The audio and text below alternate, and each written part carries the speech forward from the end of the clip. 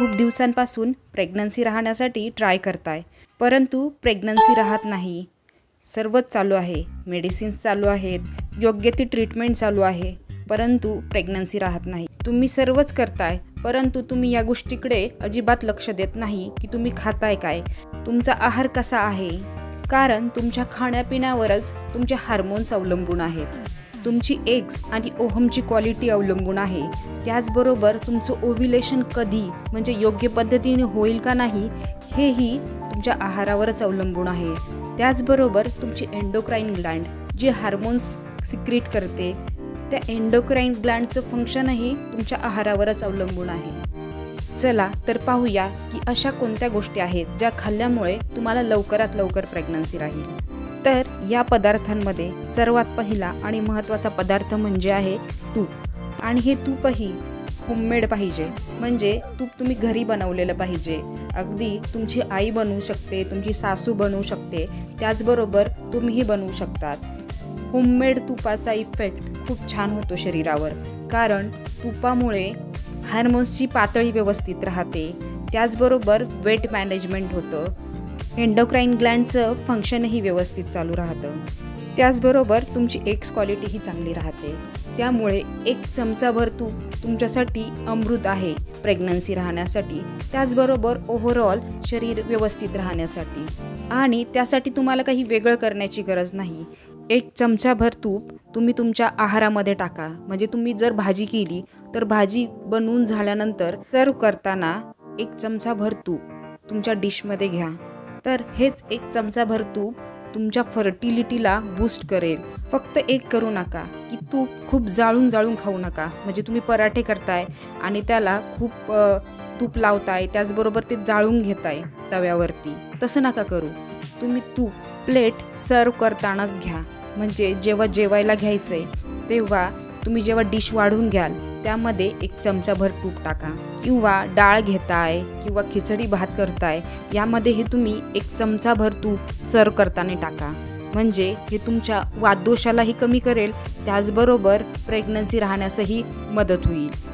तर दुसरा अन्नपदार्थ आहे फॅटमध्ये तुम्ही तिळाच्या तेलाचा वापर करू शकता, ऑलिव्ह ऑइलचा वापर करू शकता, त्याचबरोबर सनफ्लॉवर ऑइल म्हणजे सूर्यफुलाचं तेल किंवा कॅनोला ऑइल म्हणजे करडईच्या तेलाचाही तुम्ही वापर करू शकता. फक्त ते तेल घाण्याचं पाहिजे, म्हणजे प्युअर पाहिजे. आणि प्युअर तेल कधीही जास्त हीटवर तापू देऊ नका, त्याचा इफेक्ट व्यवस्थित होत नाही. त्याचबरोबर शेंगादाणा तेल आणि सोयाबीन तेल हे खाणे टाळा. त्याचबरोबर तुम्ही मसाल्यांमध्ये हळद, लवंग, मिरे हे जे खाताय ते तुम्ही साबुदाणा आणि त्याची पावडर करून ठेवा. कारण यामध्येही खूप गोष्टींची भेसळ असते आणि ती भेसळ असलेले अन्नपदार्थ आपल्या शरीरासाठी चांगले नसतात. त्यामुळे खडे मसाले घरी आणून त्याची पावडर बनवून ठेवा. गर्भधारणा लवकर राहण्यासाठी लाल मिरचीच्या ऐवजी तिखटपणा येण्यासाठी तुम्ही काळे मिरेचा वापर करा. कारण मिरे खूप फायदेशीर असतात शरीरासाठी, त्यामुळे प्रेग्नन्सी राहण्यास मदत होते, त्वचेसाठीही चांगले असते आणि ब्रेन पॉवरसाठीही चांगले असते. So replace your chilli powder with black pepper powder if you are struggling for pregnancy. त्यामुळे आहारामध्ये लाल मिरचीच्या ऐवजी तुम्ही तुमच्या आहारामध्ये ब्लॅक पेपर म्हणजे काळे मिरेचा वापर आजपासूनच चालू करा. त्याचबरोबर धने जास्त दिवस तुम्हाला ग्राइंड करून ठेवायचे नाहीत.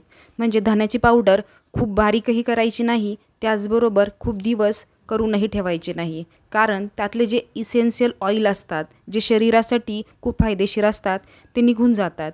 त्यामुळे धना पावडर 1 आठवड्याचीच करून ठेवा. त्याचबरोबर तुमची भाजीची पूर्ण प्रोसेस झाली की शेवटीला मग धन्याची पावडर ॲड करा. म्हणजे त्याचे फायदे तुम्हाला खूप जास्त राहतील. गरम मसाला खाणं तुम्हाला टाळायचं आहे. तुम्ही तुमचे सर्व मसाले ग्राइंड करून मग यूज करू शकता घरी. बाकी रेडीमेड गरम मसाले तुम्हाला खाणे टाळायचं आहे. तर पुढचा अन्नपदार्थ आहे धान्य. कारण धान्य आपल्या शरीरासाठी खूप महत्त्वाचं आहे. कारण बिना पोळी आणि बिना राईसशिवाय आपला आहार पूर्ण होऊ शकत नाही. त्यामुळं धान्यही खूप महत्त्वाचे आहेत. फक्त एवढंच पाहिजे की हे धान्य होल ग्रेन पाहिजेत. जसे की ज्वारी, बाजरी, गहू, त्याचबरोबर होल राईस म्हणजेच अख्खा तांदूळ पाहिजे आणि तो प्रोसेस केलेला नको आहे. त्याचबरोबर तुम्ही कडधान्यही खाऊ शकतात. तेही फर्टिलिटीसाठी खूप चांगले असतात. सर्वच कडधान्य त्यामध्ये भरपूर प्रमाणात प्रोटीनही असते, जसे की मूग, मटकी, हुलगे, हरभरा हेही कडधान्य आपल्या शरीरासाठी खूप फायदेशीर असतात. तर पुढचा महत्त्वाचा अन्नपदार्थ आहे फळे आणि भाज्या. फळे आणि भाज्या तर तुम्ही रेग्युलर खाताय, पण ह्या भाज्या किती नॅचरल आहेत हे तुम्हालाही माहीत आहे. कारण हे तयार करण्यासाठी म्हणजेच भाजी उगवण्यासाठी, त्याचबरोबर फळं तयार करण्यासाठी किती केमिकल्सचा वापर करतात हे तुम्हालाही माहीत आहे. फळं पिकवण्यासाठी अनेक केमिकलचा वापर करतात. त्याचबरोबर भाज्यांना वेगवेगळे कलर दिसण्यासाठी, म्हणजेच जर पालक असेल तर त्याला डार्क हिरवा कलर दिसण्यासाठी अनेक स्प्रेचा वापर करतात आणि यामध्ये खूप हार्मफुल केमिकल्स असतात जे तुमच्या शरीरासाठी खूप घातक असतात. त्याचबरोबर काही प्रमाणामध्ये इन्फर्टिलिटीचं म्हणजेच वंध्यत्वाचंही कारण हे केमिकल्स असतात. त्यामुळे तुम्हाला या गोष्टींकडे लक्ष ठेवायचं आहे की तुम्ही जे फळं आणि भाज्या खातायत त्या नॅचरलच हव्यात.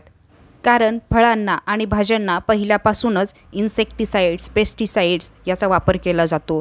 त्याचबरोबर अजूनही काही केमिकल्सचा वापर केला जातो जे शरीरासाठी खूप हार्मफुल असतात आणि त्यामुळे शरीरामध्ये टॉक्सिन्स तयार होतात. त्यामुळे हार्मोनल इम्बॅलन्स होतो. त्यामुळे शक्यतो ऑर्गॅनिकच फळं आणि भाज्या घ्या. त्याचबरोबर बाहेरील अन्न खाण्याचं एकदम टाळायचं आहे. कारण हे लक्षात आलं आहे की बाहेरील अन्न म्हणजेच फास्ट फूड आणि प्रोसेस फूड हे इन्फर्टिलिटीचं खूप महत्त्वाचं कारण आहे. त्यामुळे घरी बनवलेला ताजा आहार घ्यायचा आहे. त्याचबरोबर तुम्हाला झोपही पुरेशी घ्यायची आहे. म्हणजेच तुम्हाला कमीत कमी 8 तासांची झोप घ्यायची आहे.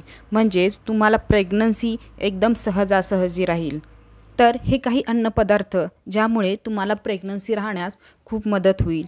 तर असेच नवनवीन व्हिडिओ पाहण्यासाठी चॅनलला सबस्क्राईब, लाईक आणि तुमच्या फ्रेंड्सबरोबर नक्की शेअर करा. Stay healthy, stay happy. Thank you.